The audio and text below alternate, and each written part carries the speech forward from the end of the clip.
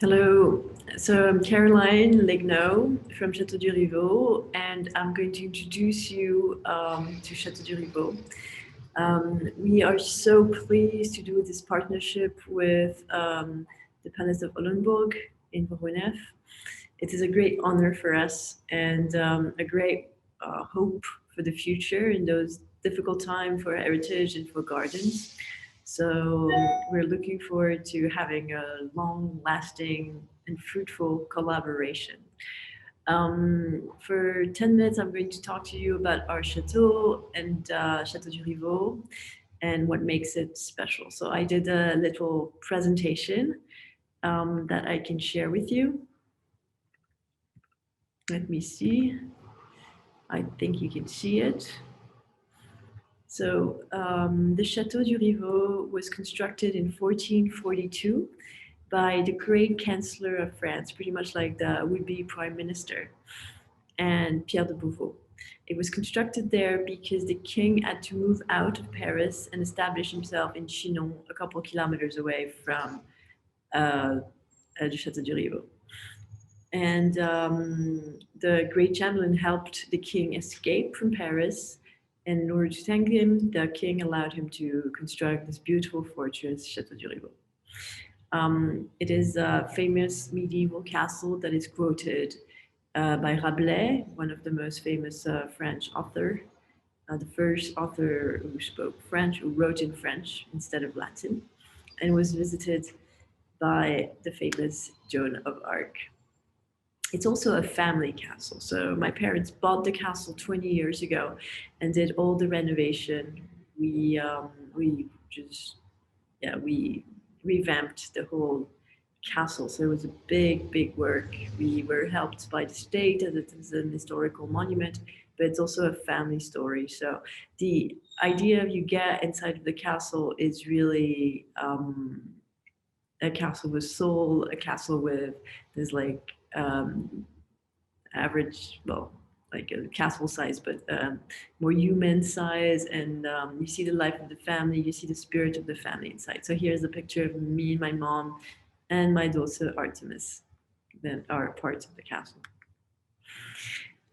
What's so special about our castle is the gardens. We have 14 fairy tale gardens that bloom from April to November. So it's a big, the climate in France is obviously quite different from the climate in Russia. And we can start have our first bloom at the end of March. So we open it around that time. We start with the tulips, the daffodils, all the bulbs. And it's a great pleasure. The orchid is in bloom at this time. So we have the cherry trees. It's beautiful because you see nature that is waking up. Then in May, we have the irises. We have a great collection of irises, more than 250. You may know that the iris is the emblem of France and also of the Loire Valley. So it's a great honor for us to have all those beautiful iris. The iris is also used in French perfume to make beautiful perfume, and it's one of the most expensive fragrance. They actually make it from the root. So then in May, we have the irises and we have the allium, and we start having the rose.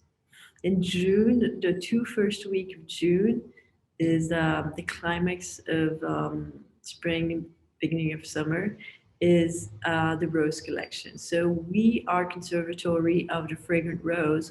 We more than 455 different kinds of roses, and all of them are fragrant because we don't want to have roses that don't smell.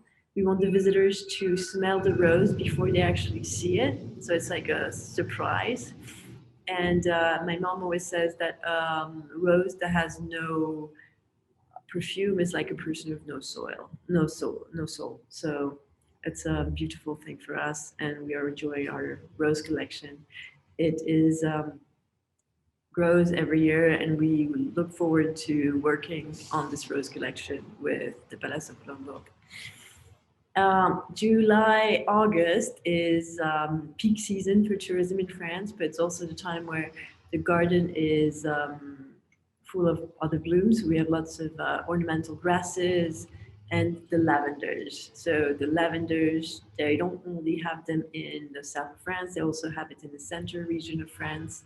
What I didn't tell you is that our region, the Région Centre, so we are 2 hours and a half away from Paris, is also famous for the gardens. It's called the Garden of France. So July, August is a great time to see the lavenders and the the ornamental grasses. September is the season for the kitchen garden, so it's great pleasure to see all the different pumpkins. We have a collection of pumpkins and a collection of old vegetables.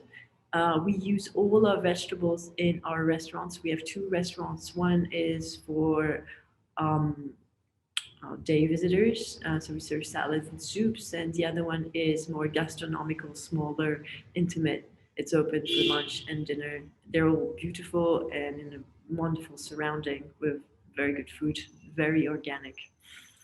October is the season of fall, so the colors start to change. It's still quite warm in France in fall, so we have like 10, between 10 and 20 degrees. And with the color change, the lighting change, it's a great time to come and take pictures. The ornamental grasses become red, orange. It's a great pleasure for the eyes, and the kitchen garden is still beautiful. So yeah, I was telling you about the Conservatory of Roses. We're very proud of this conservatory. We work with French roses, but also English roses, German roses, Chinese roses, hopefully soon Russian roses.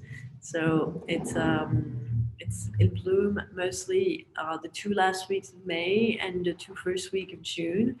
But we have lots of reblooming roses, especially the one you see on the right here. There are David Austin roses, so they rebloom. They're famous for reblooming a lot. So you can see them from May. Well, the first one starts in April, Frühling Anfang, and Golden Frühling, sowas. And but they go until the end of October, November. So it's very pleasing for everyone. But the climax is really May, June. Yeah, I was telling you also about the Conservatory of Vegetables.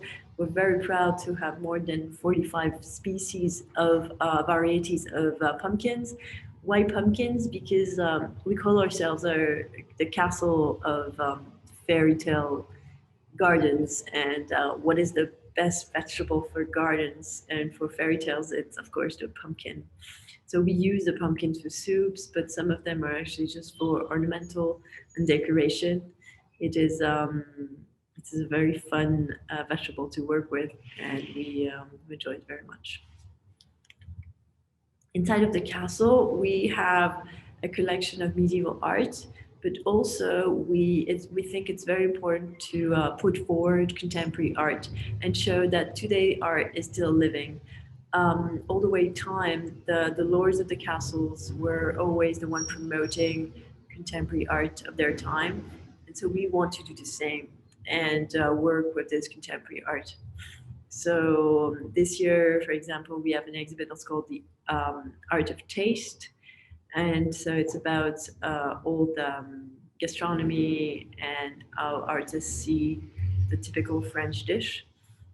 And also it's a critic of junk food and stuff like that. So we every year we have 30 to 40 artists that come take possession of the year of their castle and dialogue between old art, medieval art, and contemporary art.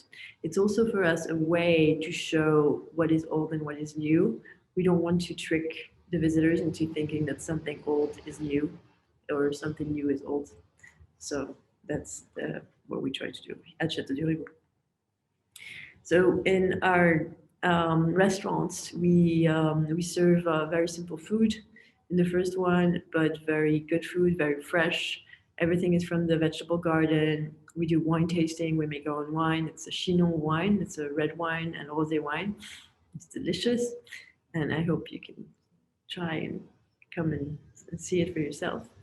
And we can organize visits for groups or individuals. So we work with every public that we may have.